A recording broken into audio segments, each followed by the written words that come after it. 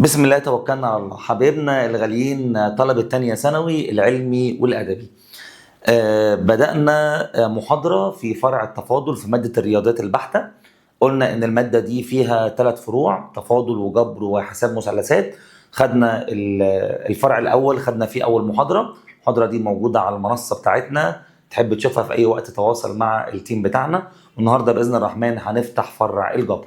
بسم الله توكلنا على الله. هفتح كده من أول هنا سؤال 7، من أول جملة العمليات على الدوال. أكتب لك حاجة ولا الأمور تمام؟ اشتغل؟ أكمل عادي يعني على طول؟ ماشي. طيب يلا بينا بقى طالب العلمي نكمل بقية الدرس بتاعنا. فاضل لك بندين سهلين، درس اسمه بند اسمه العمليات على الدوال، وبعد كده بند أخير اسمه تركيب الدوال. تعالى معايا. احنا هنشرح لك دلوقتي حاجة اسمها العمليات على الدوال، سهلة جدا ولما بتيجي في الامتحان الطلبة كلها بتحبها. بص السؤال ده بيقول ايه عشان اعرفك يعني ايه عمليات على الدوال. بيقول لك لو احنا عندنا دالة اسمها دالة س بتساوي جذر س زائد 1، وعندنا دالة اسمها ر س بتساوي جذر 1 ناقص س. قلت له حلو قوي. قال لي لو سمحت طلع لنا مجال الجمع، مجال الدالتين المجموعتين. قلت له بسيطة قوي. قال لك مجال الجمع، مجال الطرح، مجال الضرب كلهم زي بعض. قلت له يعني اعمل ايه يعني؟ قال لي هتروح تجيب مجال الاولانيه وتروح تجيب مجال الثانيه وتطلع التقاطع ما بينهم وتختار. قول بس تاني كده معلش يا مستر. مجال الجمع، مجال الطرح، مجال الضرب كلهم زي بعض، بتروح تطلع التقاطع ما بين الدالتين. طب بالنسبه للقسمه دي في الاخر، دي اكسبشن كده، حاله خاصه، خليها في الاخر. يعني يا مستر برضه هعمل ايه؟ تعالى معايا اقول لك تعمل ايه. بص عليا، تقوم جاي عامل كده. انا همسك الداله الاولانيه اجيب مجالها. تعرف تطلع مجال الداله الجذريه؟ ده احنا اتهرينا. هتاخد المجذور وتقول عليه اكبر او يساوي الصفر، يعني السين اكبر او يساوي -1، وتمسك الجزء ده وتمثله على خط الاعداد. يلا بينا استاذ، يلا بينا مستر. خط الاعداد اهو. امسك يا ابني القلم الاحمر اللي المستر ماسكه ويلا بينا. س اكبر او تساوي -1، هحط -1 هنا واحط لها دايره مغلقه عشان فيها يساوي، وهفضل اكبر اكبر اكبر اكبر اكبر لحد ما اوصل للما لا نهايه في الاخر واظلل. قلت له ممتاز. خش على الداله الثانيه، دي اسمها داله جذريه تربيعيه. هجيب المجال ازاي؟ هياخد المجذور واقول عليه اكبر او يساوي الصفر. هسيب السالب س مكانها وانزل اكبر او يساوي واودي الواحد الناحيه الثانيه بعكس الاشاره. هقسم على -1، يعني معنى كده ان السين وهنا 1 وعند القسمه على سالب قلت لك من شويه لازم اغير علامه التباين. بقت س اقل او تساوي 1. جاي حاطط الواحد هنا واديها دايره مغلقه واخد اصغر منها واظلل. فين يا باشمهندس الجزء المتظلل احمر وازرق؟ تقول لي الجزء المتظلل احمر وازرق من اول هنا لحد هنا. تقول لي يعني منين لمنين؟ يعني من -1 للواحد. طب -1 متظلل احمر متظلل ازرق يبقى يتقفل، الواحد متظلل احمر متظلل ازرق يبقى يتقفل. يبقى مجال الجمع هو من -1 للواحد. الاختيار ج. ايه ده؟ طلعت سهله قوي. سهله قوي. يبقى مجال الجمع، مجال الطرح، مجال الضرب، بطلع التقاطع، بجيب مجال الاولى اجيب مجال الثانيه اركبهم مع بعض في خط الاعداد واطلع التقاطع ما بينهم.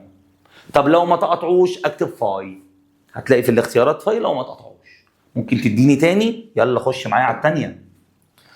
يقول لك اذا كانت داله س بتساوي 1 على س، دي الداله الاولانيه، وداله س بتساوي جذر س، دي الداله الثانيه. بيقول لك لو سمحت طلع لنا مجال الضرب. الدوت دي معناها ضرب.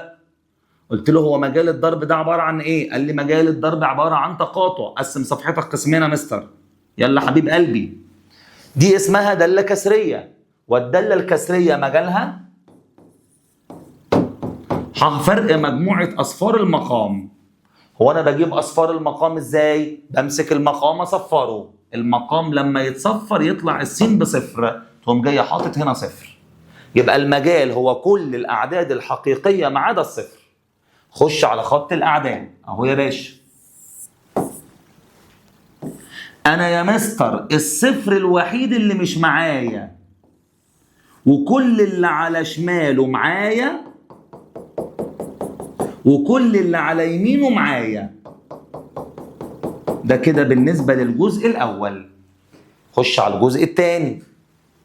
يا مستر دي دالة جذرية تربيعية.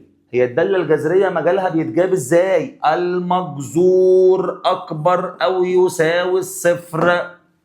خلصت، أنت طلعت المجال خلاص. س أكبر أو يساوي الصفر. تقوم رايح عند الصفر، بس المرة دي هنقفله وناخد كل اللي أكبر منه.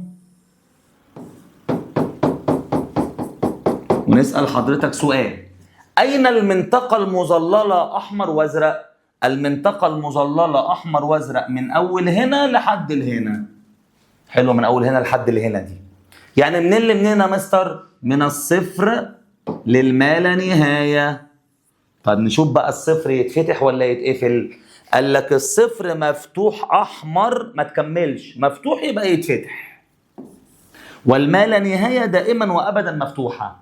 معنى كده ان المجال المشترك هو كل الاعداد الموجبه. ده كده معناه كل الاعداد الموجبه، لان الصفر مش معايا. يعني لو لقيت في الاختيارات ح الموجبه تختار ح الموجبه، لقيت في الاختيارات من الصفر للما لا نهايه مفتوحين تختار من الصفر للما لا نهايه مفتوحين. ابص في الاختيارات هلاقي ح الموجبه. يبقى اجابه هذا السؤال هي ح الموجبه. اسئله حلوه وجميله.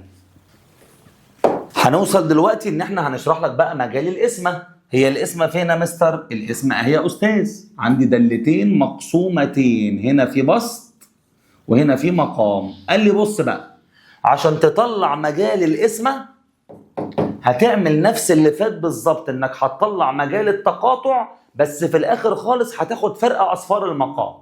تقول لي معلش مش واخد بالي، تعالى معايا ونقول لك تاخد بالك ازاي. بص يا حبيب قلبي، احنا هناخد الداله الاولانيه اللي هي في البسط، اشتغل عليها لوحدها. دي اسمها داله جذريه تربيعيه. بجيب مجالها ازاي؟ خد المجذور اكبر او يساوي الصفر، يعني السين اكبر او تساوي الاثنين. خش يا ابني على خط الاعداد وارسمها بلونها. س اكبر او تساوي الاثنين، هقف عند الاثنين واعمل دايره مغلقه وامشي يمين واظلل.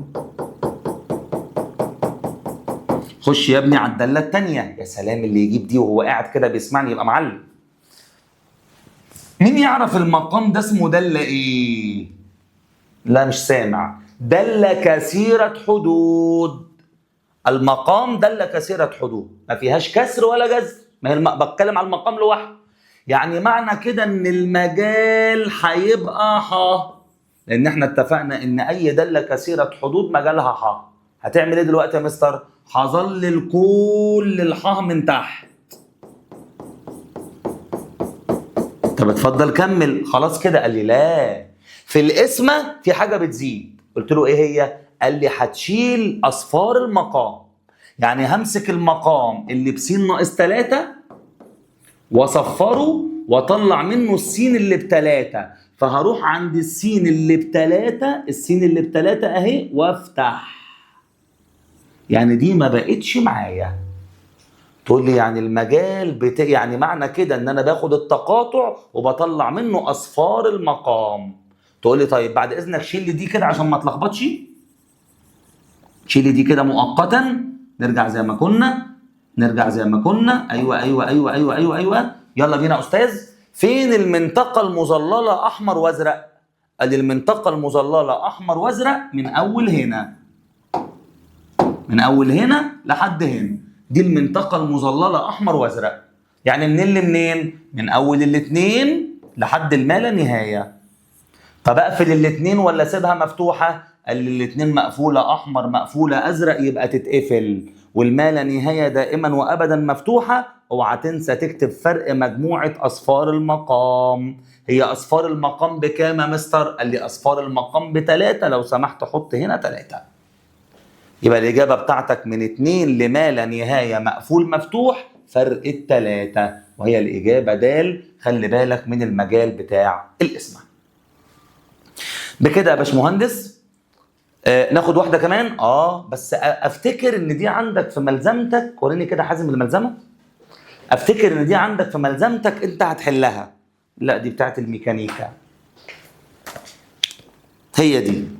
افتكر ان السؤال ده هو اللي انت هتحله، فانا اعتقد ان انا سايبه فاضي. ايوه السؤال رقم 10. يلا يا استاذ وقف الفيديو ويلا قول لي السؤال ده هيتحل ازاي. حاسب لك وقت بس لو سمحت خليك امين. وقف الفيديو وحل السؤال ده بايديك. فرجني. حليت يا ابني؟ يلا اما شايك معاك. استاذ لو سمحت هو انا بطلع مجال الجمع ازاي؟ قال لي بقسم صفحتي قسمين، باخد الداله الاولانيه واشتغل عليها لوحدها، دي داله جذريه تربيعيه. بجيب مجالها ازاي؟ باخد المجذور واقول عليه اكبر او يساوي الصفر. يعني معنى كده ان السين اكبر او تساوي -2 واروح ارسم على خط الاعداد. -2 اهي، وتاخد دايره مغلقه وامشي يمين لحد ما اوصل للما لا نهايه واظلل. خش على الداله الثانيه. الداله الثانيه داله جذريه تربيعيه برضو. هتجيب المجال ازاي؟ هاخد المجذور واقول عليه اكبر او يساوي الصفر. هسيب السالب س اكبر او يساوي وادي ال5 الناحيه الثانيه بعكس الاشاره. اقسم على -1. لما هقسم السالب س على سالب السالب ضاع، -5 على 1 السالب ضاع، وعند قسمة المتباينة على سالب لا تنسى تغيير علامة التباين. مثل السين اقل او تساوي 5. ال5 اهي واحط لها دايره مغلقه وامشي شمال لاني محتاج الاقل. اين المنطقه المظلله المشتركه؟ تقول لي من اول هنا لحد هنا. يعني منين لمنين يا ابني؟ تقول لي من -2 ل5. طب -2 مقفول احمر وازرق يبقى يتقفل، ال5 مقفول احمر وازرق يبقى يتقفل. يبقى الاجابه بتاعتك من -2 ل5، فاللي طلع الاجابه ج. الله ينور عليك. بكده خلصنا البند الرابع في شغلنا العمليات على الدوال. يلا نخش على تركيب الدوال. تعالى بقى ناخد البند الاخير وهو موضوع تركيب الدوال. يلا بينا، الموضوع ده حلو قوي وهيعجبك جدا. البند الخامس كده احنا شرحنا الدالة، شرحنا المجال والمدى للدالة بيانيا، شرحنا المجال جبريا، شرحنا العمليات على الدوال، وهنشرح دلوقتي تركيب الدوال. يلا بينا. ايه يا مستر موضوع التركيب ده؟ هو مش حضرتك عندك في الكيمياء انك ينفع تركب مركب على مركب او محلول على محلول بتطلع حاجة تالتة خالص؟ يعني لو حطيت مش عارف عندكم في الكيمياء بيقولوا لو حطيت ملح مش عارف على مية بيطلع مش عارف ايه. احنا عندنا في الرياضة هنتعلم نعمل حاجة اسمها تركيب للدوال. بس قبل ما نعلمك طريقة التركيب عايزين نقول لك رمز التركيب. فلو حضرتك لقيت الدايرة دي تعبر عن التركيب. لما تلاقيها يبقى الراجل بيقول لك لو سمحت احنا عايزين نعمل تركيب. اقرا معايا. السؤال بيقول إذا كان دالة س بيساوي 3 س زائد 1، وراء س بيساوي س تربيع ناقص 5، وقاف س بيساوي س تكعيب، فلو سمحت طلع لنا د تركيب راء 2. د تركيب راء 2. قال لك التركيب بيتم على مرحلتين. بص الحل بعمل ايه؟ المرحلة الأولى بروح أجيب راء الاتنين، بروح أشتغل من بره. المرحلة الأولى بروح أجيب راء الاتنين. طب هو يعني إيه راء الاتنين يا مستر؟ يعني بروح للراء، حطينا مكان السين 2 تحط مكان السين 2. 2 تربيع ب4، 4 هشيل منها 5 يدي -1. بكده حضرتك خلصت المرحلة الأولى. المرحلة الثانية هتروح تجيب د اللي حصل. يعني هتروح تجيب د -1. يعني هتروح للدالة د، هتلاقي نفسك حاطط مكان السين -1 تحط مكان السين -1. يبقى 3 في سالب 1 زائد 1 هتطلع لك سالب 2. هذا هو الحل. بكده انت عرفت ازاي بتطلع التركيب. طب اديني تاني يا مستر. يلا تاني يا حبيب المستر. عايزين راء تركيب د سالب 3 في نفس المسألة اللي فاتت. تقول لي هنعمل ايه؟ السؤال ده بيتحل على مرحلتين. المرحلة الأولى هروح أجيب د سالب 3 باخد من بره د سالب 3، يعني هروح للدالة د وأحط مكان السين سالب 3. الدالة د فين يا مستر؟ الدالة د أهي يا حبيبي. حطينا هناك مكان السين سالب 3، حط هنا مكان السين سالب 3. 3 في سالب 3 زائد 1 هيدي سالب 8. بكده انت خلصت المرحلة الأولى. المرحلة الثانية هتروح تجيب راء اللي حصل، يعني هتروح تجيب راء السالب 8. يعني هتروح جوه الدالة راء تحط مكان السين سالب 8. يلا مستر. هروح جوه الدالة راء واحط مكان السين سالب 8. سالب 8 الكل تربيع ناقص 5 هيدي 59. يبقى هذا السؤال إجابته 59. فهمت يا ابني التركيب؟ يلا حل لي التالتة والرابعة لوحدك. خلصت؟ كذاب. يلا بينا هات التالتة معايا بعد ما تكون خلصت. مستر هجيب ازاي راء تركيب قاف واحد؟ هتعمل مرحلتين. المرحلة الأولى هروح أجيب قاف واحد. يعني ايه قاف واحد؟ يعني هروح للقاف واحط مكان السين 1. يلا مستر. روح للقاف وحط مكان السين 1 هتبقى 1 تكعيب ب1. المرحلة الثانية كده انت خلصت المرحلة الأولى. المرحلة الثانية هتروح تجيب راء اللي حصل، يعني هتروح تجيب راء الواحد. هتروح للراء وتحط مكان السين 1. يلا بينا. انت فين يا راء؟ اهي. هتروح للراء وتحط مكان السين 1. هتبقى 1 تربيع ناقص 5 هيدي سالب 4. بكده انت خلصت. ده الحل اللي تختاره في الاختيارات. طب اديني اخر واحدة اللي انت المفروض تكون حلتها. يلا بينا. عايزين قاف تركيب د سالب 2. المرحلة الأولى هتشتغل من بره. هتروح تجيب د سالب 2. مستر يعني ايه د سالب 2؟ يعني هتروح للدالة د وتحط مكان السين سالب 2. انت فين يا دالة د؟ انت فين يا دالة د؟ انت فين يا دالة د؟ اهي. حط مكان السين سالب 2. 3 في سالب 2 زائد 1 يدي سالب 5. سالب 5. المرحلة الأولى خلصت. المرحلة الثانية هتروح تجيب قاف اللي حصل، يعني هتروح تجيب قاف سالب 5. يعني هتروح للدالة قاف وتحط مكان السين سالب 5. انت فين يا دالة قاف عشان احط مكان السين سالب 5؟ القاف اهي. حط مكان السين سالب 5. سالب 5 تكعيب يدي سالب 125. يبقى الإجابة هتطلع سالب 125. بكده انت عرفت ازاي بتعمل التركيب. ناخد واحدة كمان. يلا بينا.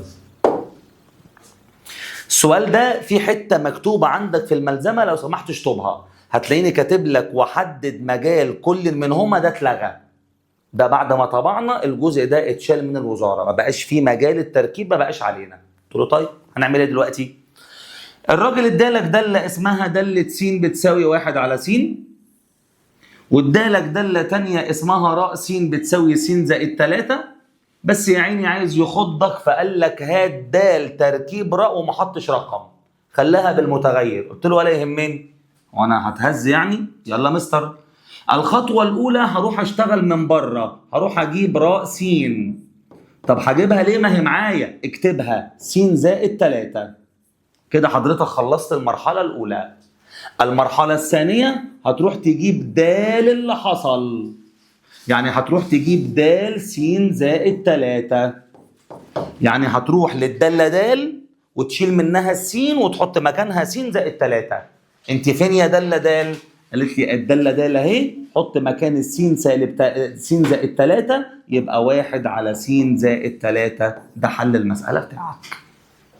ينفع واحدة كمان؟ ينفع واحدة كمان. يلا بينا. أستاذ أنا عايز أجيب راء تركيب د س. الخطوة الأولى هروح أجيب د س، هشتغل من بره. د س تساوي، هي معايا؟ د س بواحد على س. كده أنا طلعت د س بتساوي 1 على س. طب الخطوة التانية هعمل إيه؟ هروح أجيب راء اللي حصل. يعني هروح أجيب راء 1 على س. يعني إيه راء 1 على س؟ يعني هروح للدالة راء وأشيل السين وأحط مكانها 1 على س. هروح للدالة راء واشيل السين واحط مكانها 1 على س. السين دي تتشال ويتكتب مكانها 1 على س، والموجب 3 تفضل بره خالص. هذا هو الحل.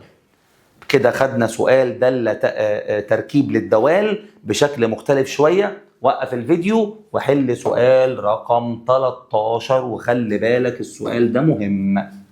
بعد ما تخلصوا احله لك وتبقى المحاضرة الجمل دي خلصت على خير. حليت يا ابني؟ كذاب. إذا كان دالة س بتساوي س تربيع زائد 6 أهي، وراء س بتساوي 3 س أهي، الراجل بيقول لك هات لنا د تركيب راء 3. دي سهلة وجميلة ولزوزة، وأنا متأكد إن المعظم جابه. مستر بطلع د تركيب راء 3 إزاي؟ الخطوة الأولى بشتغل من بره، بروح أجيب راء 3. يعني ايه راء 3؟ يعني بروح للدالة راء وبشيل منها السين واحط مكانها 3. فين الراء؟ الراء اهي. شيل السين واحط مكانها 3، تبقى 3 في 3 ب9. الخطوة الثانية هنعمل ايه؟ هتروح تجيب د اللي حصل. يعني هتروح تجيب د 9. مستر يعني ايه د 9؟ يعني هروح للدالة د وهحط مكان السين 9. روح للدالة د وحط مكان السين 9، فهتبقى 9 تربيع زائد 6. 9 تربيع ب 81. 81 و6 87. بكده حضرتك طلعت المطلوب الأول. خش معايا على المطلوب الثاني. المطلوب الثاني ده بقى هو اللي ممكن يكون أزمك شوية. المطلوب الثاني بص بيقول إيه؟ بيقول لك حدد قيم س التي تجعل د تركيب راء س ب 42. قلت له بسيطة، أنا هروح أجيب د تركيب راء س كما السؤال السابق. د تركيب راء س بنفس الطريقة السابقة، ولما يطلع هبقى أساويه ب 42. ده اللي أنا هعمله دلوقتي. هروح أجيب د تركيب راء س ولما يطلع هساويه ب 42. طب هجيب د تركيب راء س إزاي؟ الخطوة الأولى هروح أجيب الراء س. طب ما هي الراء س معايا، طب ما تنزلها يا ابني. الخطوة الثانية هروح أجيب د اللي حصل. يعني هروح أجيب د 3 س. يعني إيه د 3 س؟ يعني هروح للدالة د وأشيل منها السين وأحط مكانها 3 س. الدالة د أهي، هشيل منها السين وأحط مكانها 3 س. بس لقيت تربيع، أوعى تبقى خايب وتحط التربيع كده، لازم تحط أقواس، لأن التربيع هينزل على اللي مكان السين، واللي مكان السين بقى 3 س. موجود موجب 6 ما تنساهوش. فك يا ابني. التربيع ينزل على 3 يخليه 9، وينزل على السين يخليه س تربيع، والموجب 6 هتنزل.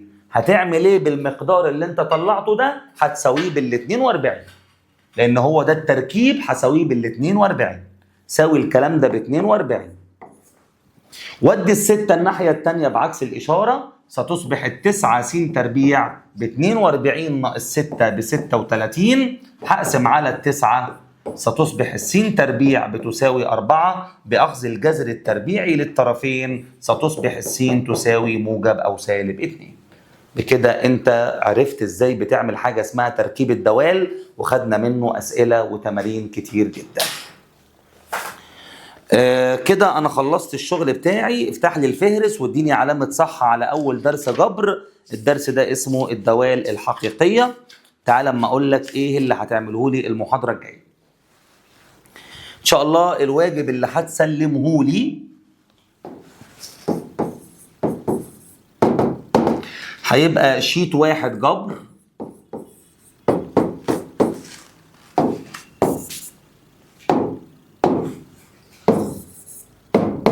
ده موجود عندك في صفحة 13 14 15. قلت له حلو قوي. هتشطب لي منه الآتي: السؤال الخامس والسؤال الثامن الأدبي يشطبهم. السؤال الخامس والسؤال الثامن غير مقرر على الأدبي، يعني الأدبي ما يحلش الخامس والثامن. قلت له بس كده؟ قال لي لا. العلمي بقى هيجي عند السؤال الثامن هيلاقي جملة اسمها محددا المجال يشطبها.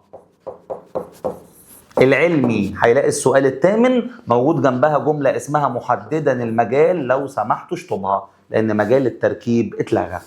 بكده حضرتك عرفت الواجب اللي هتسلمه المحاضرة اللي جاية. وخلي بالك المحاضرة اللي جاية هيكون عندك اختبار على محاضرة اليوم. ذاكر كويس يا أستاذ، شد حيلك، ربنا معاك وتبقوا أحسن الناس يا رب. أشوفكم على خير في رعاية الله.